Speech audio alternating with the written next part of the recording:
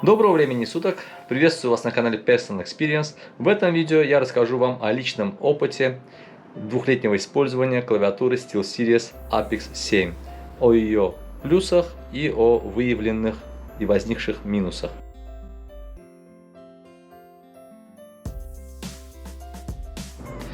Так, друзья, вот клавиатура Apex 7 от SteelSeries на красных свечах.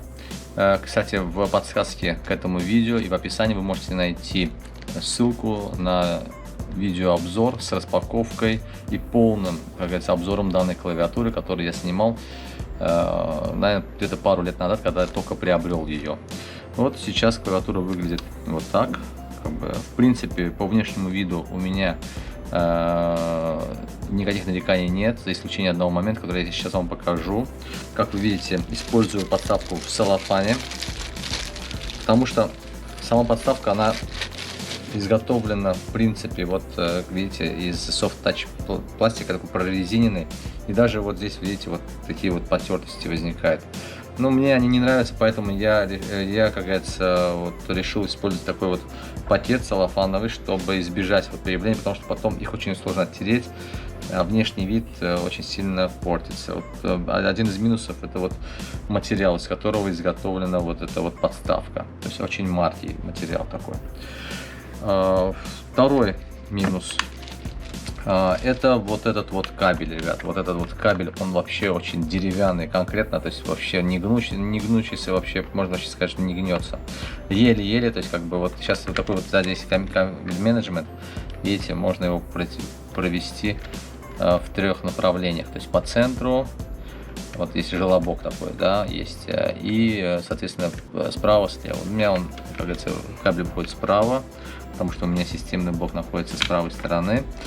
Да, то есть он такой вот, клавиатура конкретно, то есть как бы она, считайте, блин, ну, вот очень такой жесткий кабель, да, то есть как бы очень плохо, как говорится, двигается по столу, то есть в смысле того, чтобы его отодвинуть, надо вот кабель сначала, как бы, так сказать, расслабить потом, то есть он очень толстый и плохо гнущийся. По клавишам нареканий нет, клавиши за 2 года не стерлись.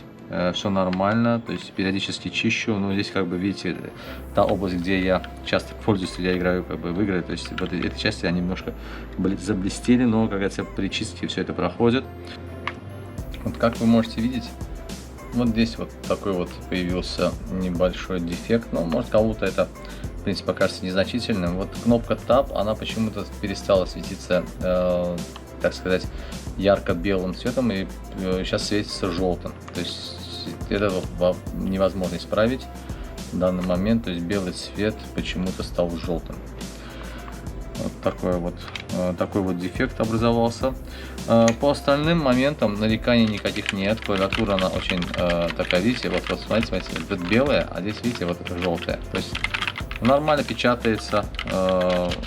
Звук немножко шумный, пробел, но, как говорится, я об этом говорил уже в своем первом обзоре, но нормально, никаких проблем с работой не было. Пару раз она у меня было такое, что программное обеспечение зависало, это очень легко лечится, просто я как бы выключил, вынул как бы клавиатуру из USB, подключил заново, и все нормализовалось. Поэтому USB, значит, порту никаких нареканий нет.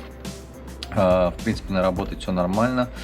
В остальном никаких таких, как бы, за 2 года использования значительных дефектов, вернее проблем в использовании выявлено не было. Дефект вот выявлен только вот один с подсветкой, но клавиатура работает нормально, то есть это не влияет на ее работу. Гарантийный срок на нее был окончен. Я обратился в компанию SteelSeries по этому поводу, по тому, что, как говорится, решить эту проблему. Но они мне сказали, что, ну, как бы, к сожалению, что гарантийный срок окончен. Этот вопрос можно решить только лишь сервисом. А так как я покупал эту клавиатуру в Москве, а живу в Баку, то есть вариант сейчас отправлять ее в Москву, и тем более, что гарантийный срок закончен, не представлялось возможным. SteelSeries, как лояльному клиенту, мне сделали 15% скидку на покупку новой клавиатуры, так как я сказал, что мне придется, наверное, скорее всего, с этой клавиатурой, так сказать, распрощаться, потому что я хочу использовать полностью, так сказать, новую и полностью рабочую клавиатуру без каких-либо малейших дефектов. Так, и они мне сделали скидку на покупку новой клавиатуры, и сейчас я вам покажу. Я приобрел у них в США на официальном сайте новую клавиатуру Apex Pro. Ребят, вот она выглядит так же, но это уже Pro версия, так что обзор на нее мы сделаем в ближайшем новом видео. Итак, друзья, на этом мой видеоотчет о двухлетнем использовании клавиатуры SteelSeries Apex 7 подходит к концу. Надеюсь, что он был вам полезен. Если так, то поставьте лайк. Если у вас возникли вопросы, пишите в комментариях. Если не подписаны на канал, обязательно подписывайтесь. Не забудьте включить колокольчик, чтобы не пропускать уведомления о выходе новых видео. Всего вам хорошего. До новых встреч.